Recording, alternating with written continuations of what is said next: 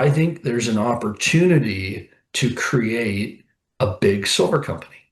Okay, there's only 10 primary producers, right? That the market cares about, and that the market and a lot of those companies, they don't even produce that a lot of silver. Right.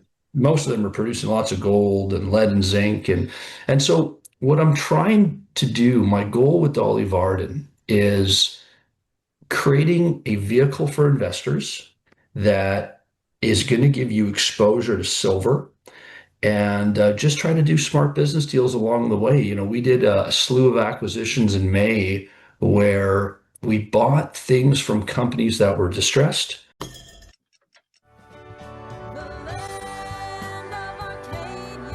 All right. Welcome, everyone. It is yours truly, David Morgan of themorganreport.com. Shawn is with me, CEO of Dolly Varden. And Shawn, I'm going to tell you something you probably know, but maybe you don't know. But I followed this company on and off for a long time. And if you go back in the history of Dolly Varden, way before you appeared on the scene, Rosie Moore was CEO of Dolly Varden. Do you remember that?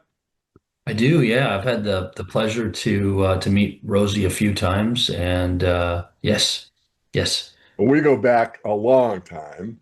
And I'll just try to be honest, but also gentlemanly. Nothing really happened during that tenure of her as CEO. And of course, you've been on the scene for quite some time. And, I mean, you've made very excellent progress in the company for quite some time. You've got a lot of momentum going for you. I think you've deployed capital as well as you can for any exploration company. And kudos to you. I don't want to make a big deal. I just want to be truthful and upfront about, Dolly Varden and your progress so far. So why don't we do a snapshot right now? One of the first things that I talk about before anything else is the management team, because and to downgrade myself a little bit, I have a rule that I have disobeyed a couple times, and that is management means almost the most. I go back to the Bill Green days. Who's Bill Green? Bill Green was a geology teacher at Idaho. Years ago, we formed a friendship when before I moved to Spokane, which was 26 years ago. So going back about 3 decades. And he told me something I never forgot. He said, if you have the right people, they will keep working until they find something. And that never stopped. It always stayed in me. So, and I'm going to continue. Sorry, it's our interview. But I have broken my rule, and that is that the management team has to be, above average. And if it's not, so I went in a project that I knew the geologist, I knew the geology as well as I could as a self-taught geologist. And the asset was so wonderful that I overlooked the management team, which I had experience with once before and did not like nor trust. But the asset was going to supersede the management's inability. Well, I was wrong. As good as the asset was, the management's inability to perform trashed the project.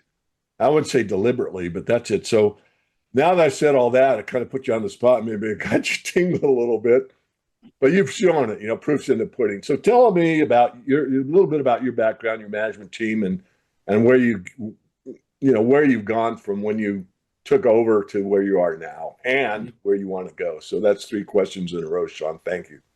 Okay. And just to further complicate it, I'm going to start with just a quick Rosie Moore story before I get Sure. into that. So I'm at a mining conference in Colorado called Beaver Creek Precious Metals Summit. And this was a few years ago. And I'm giving a presentation presenting Dolly Varden. And in the first row in the audience is a woman who is really, and you know this because you've been on stage a lot in your career, and she was an active participant in the audience. She was it really, through her eyes, through her facial expression, she was encouraging me, and she just seemed like a very pleased participant. And so after I presented, she approached me, and we had this, and it was the first time I met her. And Rosie's a geologist, and what she wanted to do with Dolly Varden when she was running the company, and she was put in by Hecla. Okay, Mhm. she was put in by Hecla to manage this investment for them. And she wanted to hit the property hard. She wanted to explore. She thought she believed in the asset. And she was just in a tough spot because that shareholder was not wanting her to go as fast and as hard as she wanted to go. So I think she had the right ideas. I just didn't think she had the right support. So I just wanted to say that about Rosie. About myself, look, as I was saying before we hit record, I'm 44 years old. I've been working with mining companies for 22 years. I'm not a mining engineer, nor am I a scientist. I'm not a geologist. I got into this business as a job. I was a 22-year-old kid that needed a job, and then I got to meet people like you. First time I met you was 2013 in Spokane, and I just started listening. And I started listening to people like Rick Rule, and I thought, well, wait a minute here. This is not this is a great opportunity here in terms of I can get myself and my shareholders, my family, exposure to something that's going to protect us. And so who I am is I'm somebody I own physical gold and silver. I've been working with gold and silver companies for 22 years, and I've tried to understand the lessons that I've learned in my areas of expertise, which is marketing and finance. And I've tried to apply those lessons. And the way I look at this industry, David, is I'm a transfer of wealth, okay, from investors. I transfer wealth. The wealth creation exercise occurs by the scientists, people like Rosie Moore, and through the mining engineers. And so, they're unearthing these valuable treasures and advancing them, de-risking them, and ultimately liberating the silver from and gold from the rock. And so, the way my approach is I studied under finance professionals that really drilled in the idea of ROI, return on investment. These aren't science projects. They're, we're here, and I'm a fundamentally believe in the metals. I fundamentally believe that they are money. And so my approach is a little different than the accountant or maybe the engineer who, my belief is, when I first, and I'll tell you how this belief has um, driven our strategy. Okay, so when I came into Dolly Varden, the idea here was I think silver is undervalued. It was around 16 or 17 US dollars an ounce back in 2020 or Q1 of 2020. And so there was some pressure for me to take the project back into production. The previous management had identified a 40 million ounce high grade resource in a safe jurisdiction. And there was some pressure to say, hey, Shawn, why don't you just turn this thing back on? Produce 4 million ounces a year for the next decade. And my approach was no, that's wrong. We should try to see if we can expand and extend the deposit. And let's wait until silver has some price discovery. And thankfully, we've seen a little bit of it occur. The price has more than doubled. And we've added a lot of silver and gold to our mineral inventory. So what I, as my career has progressed and as the company has grown, I am now thinking along the lines of where I want to take the company is I think there's an opportunity to create a big silver company. Okay, there's only 10 primary producers, right? That the market cares about, and that the market and a lot of those companies, they don't even produce that a lot of silver. Right.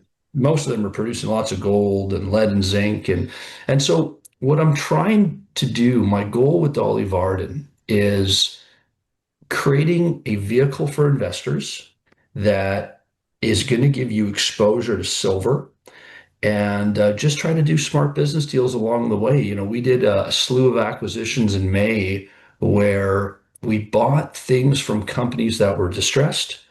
And I just think if I approach the business in a way where we're good stewards of the treasury, what is it? 88% of the capital that we've raised has gone into the ground. So that's and so we're putting it into the ground. We're trying to expand and extend deposits. We're doing smart business deals where we're bringing in other assets. We now have 5 past producing mines in the portfolio. So to answer your question, I am a mining finance professional that works with talented mining engineers and geologists. And the vision for the company has been to grow high grade inventory and to advance the project. But as the company's grown, we were a $20 million company 5 years ago when I took over. The market cap it fluctuates, but it's somewhere around 450 million market cap. We've got around 50 million in cash. And so where I'd love to see the company, what success looks like for me in 5 years is Dolly Varden has production.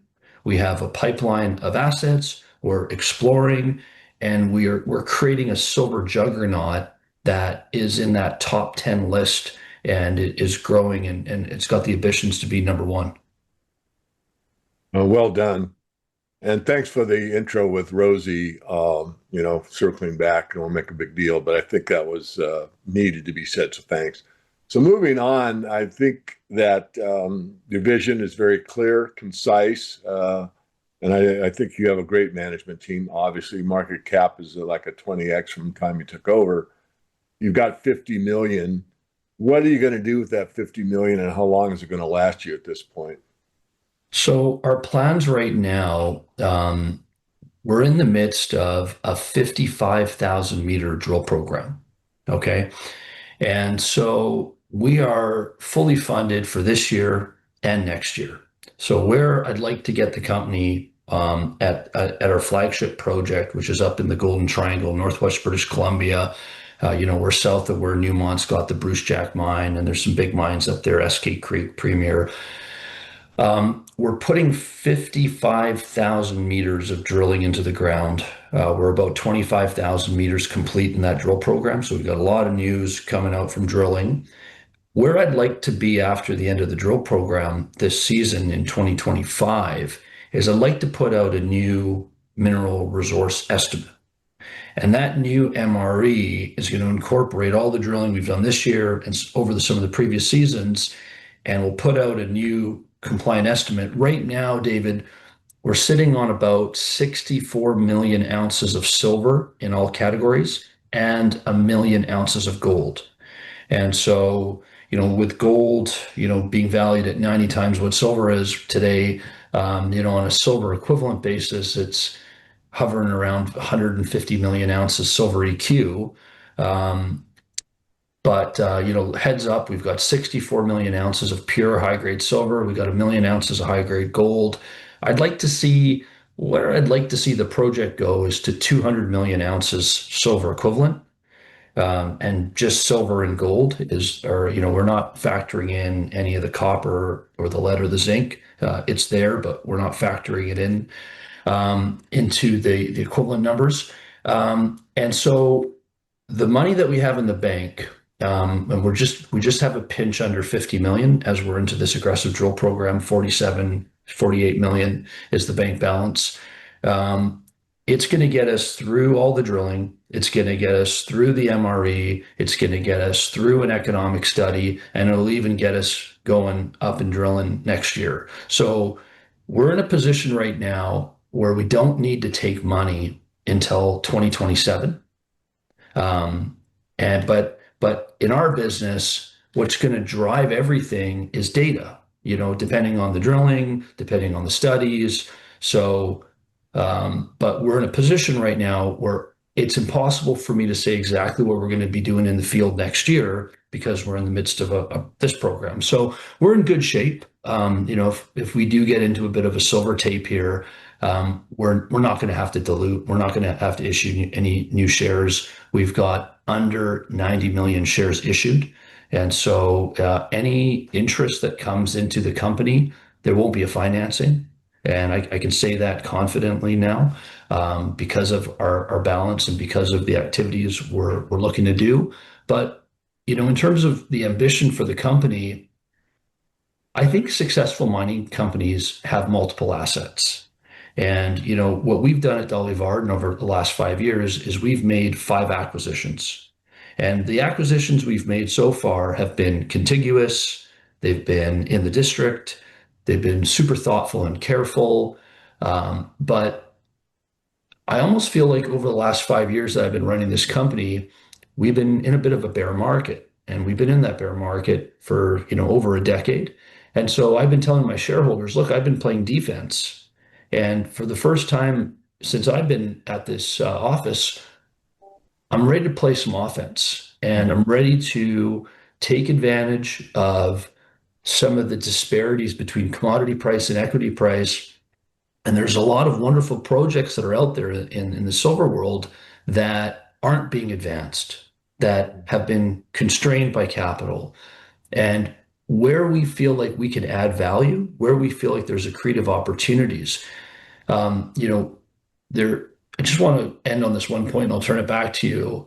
There is only one precious metals company that I know of that's on the S&P 500, which is Newmont. And I got to know somebody in the silver world that was running a silver company for a long time that had the ambition to have his company list on the S&P 500. And I just think it's such a wonderful idea. And I would love Dolly's assets or to be a part of that company. And the existing companies that are in the space would have to grow tremendously to meet that objective. But I think it's something that can be accomplished this cycle. Interesting. So, as a finance guy, I want a snapshot. I know you're not doing, quarterlies right now, but if I did look at it, where would silver be in the mix? And I know it's a variable depending on the price of the commodities, but you got gold asset, you got a silver asset, you got others in there. And just to digress a bit for the our viewers and listeners, you go back to Apex Mining, right? I mean, that was really a zinc company, not a silver company, but you get a higher multiple for a silver company.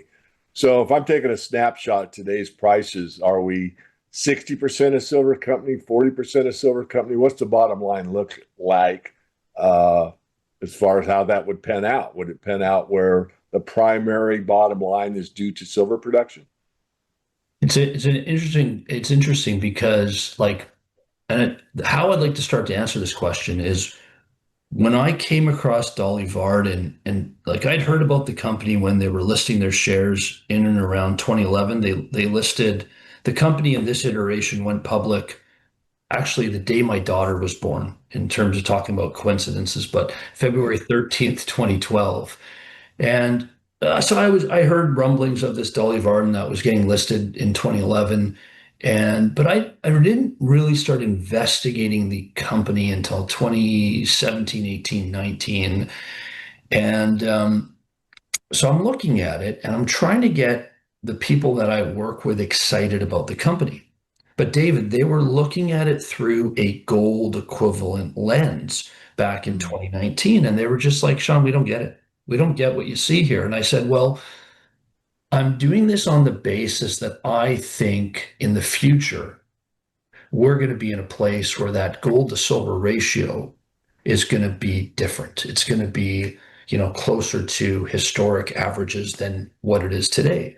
So, but look, we got to face reality, and reality is a 90-to-1 gold to silver ratio. So the way I'd like to answer the questions like this today, we have 64 times more silver than we do gold on project, but gold is worth 90 times more than silver.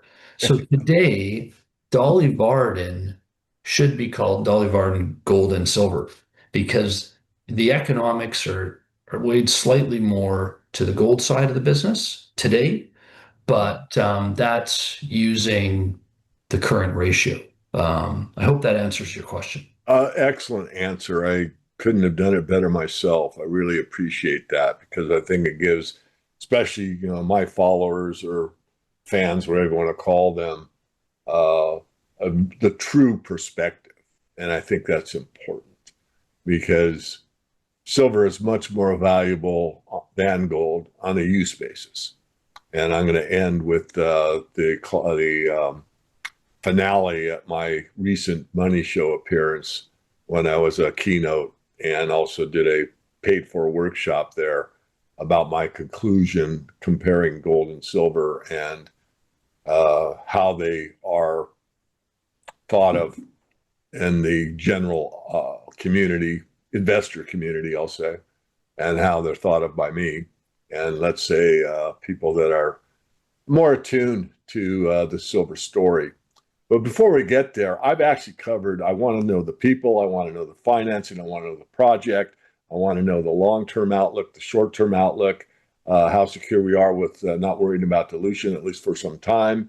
And really, you've answered all my main questions. So before I, take it to the end here, and even at the end, I'll probably give you a last punt if you want one. Is there anything I haven't covered that we need our viewers to know about Dolly Varden? I guess the points that I really want to hammer because look, there's a few choices. Like, if you find your way into the precious metals investing universe, there's choices, right? There's a number of companies. And I think what I've tried to create at Dolly is some differentiating qualities. And I just want to highlight those. I want to highlight the fact that for me, there's a competitive advantage that the project is in my backyard. So, like from a currency standpoint, time zone, from knowing the laws, the language, the people, the communities, whether they're local communities, whether they're indigenous communities, I have a competitive advantage because it's in British Columbia.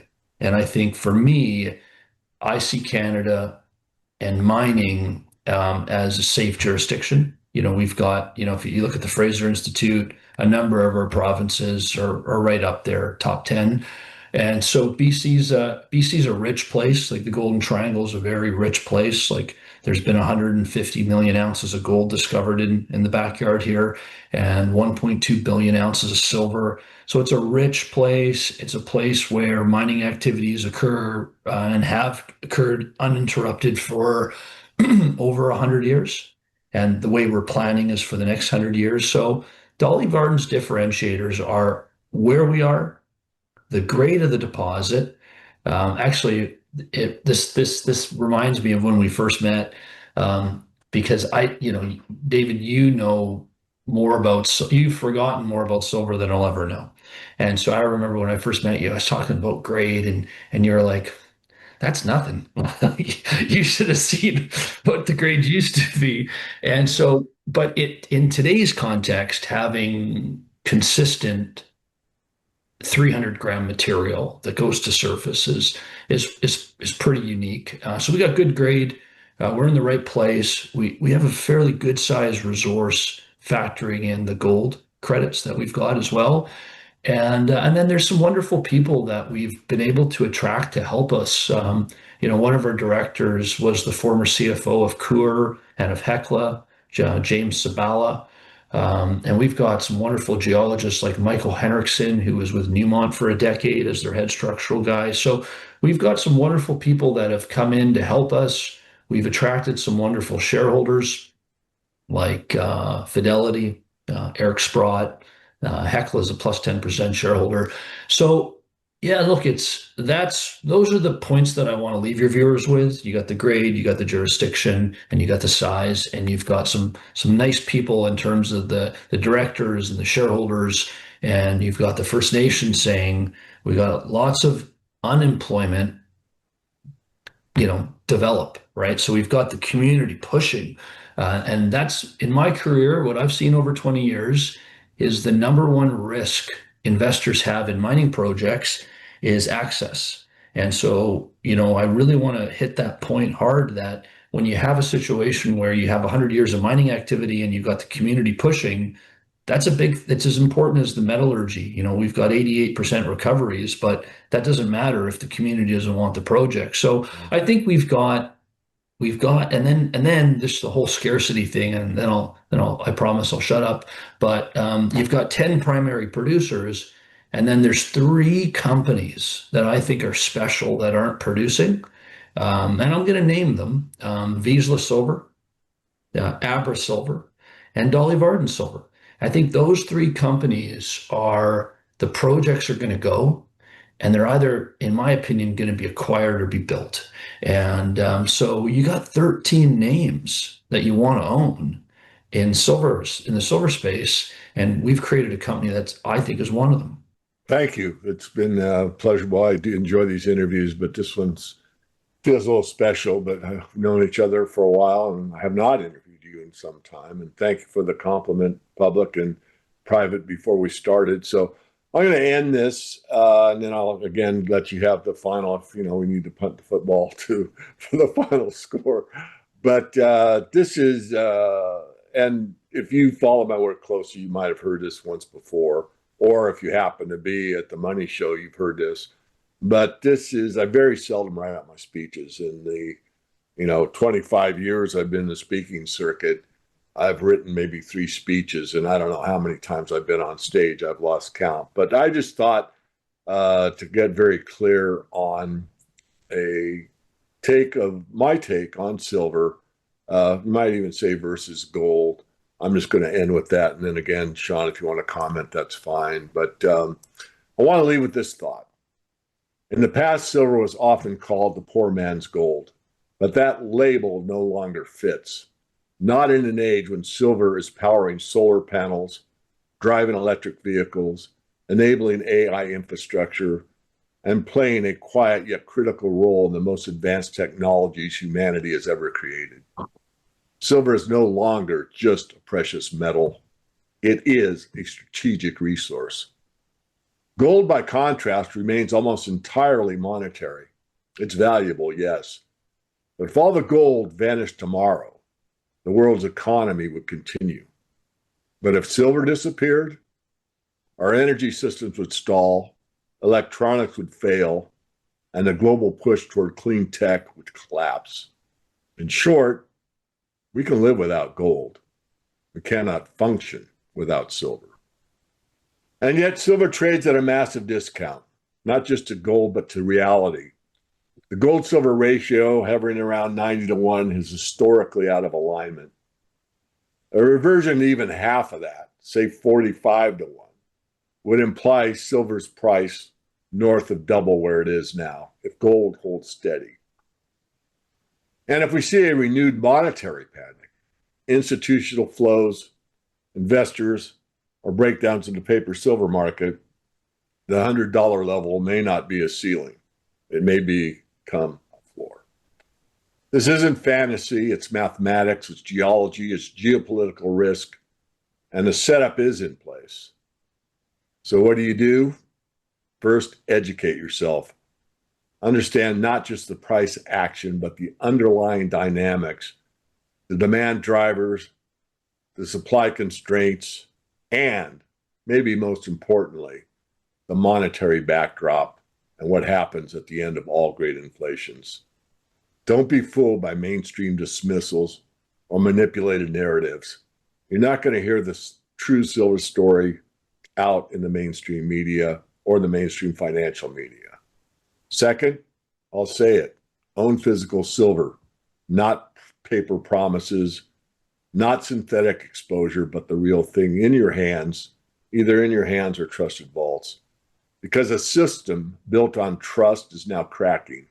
Tangibility is power. And third, if you're serious about navigating the next chapter, consider a membership to my website, either paid or free. And that's a selfless plug, or selfish plug. I'll give it there. So, Shawn, if you want to comment on my comments or just let me end it there, it's up to you. But I think as objectively as I can, and being biased as I am, I really think I set a bigger picture for people with the ability to think outside the box, which most silver investors are, a clearer picture of what the true dynamics are for this precious metal. Just got to say, you mentioned earlier that this felt special. I think you just made it quite a special interview. And look, for me, I just want to say thank you. There's a handful of people I look at in our industry, but for silver, you're number one. And I just want to thank you for educating me and educating the community, and for all the work and the patience. I know it's not easy. Um, and, I think of yourself, I think of people like Keith Newmeyer, Eric Sprott. We've just got just a wonderful club community here where it's such a neat industry where, we may be working on different projects, but we're all rooting for each other. And I'm just really grateful to be a part of it. And you don't know this, but you're talked about by us in the community, and you're a treasure. So thank you. Thanks for the compliment before I get a little choked up. So we'll leave it at that. You're welcome back. We're following closely, and I wish you every success, and you know that. So we'll close out there and make a great rest of your week. Thank you.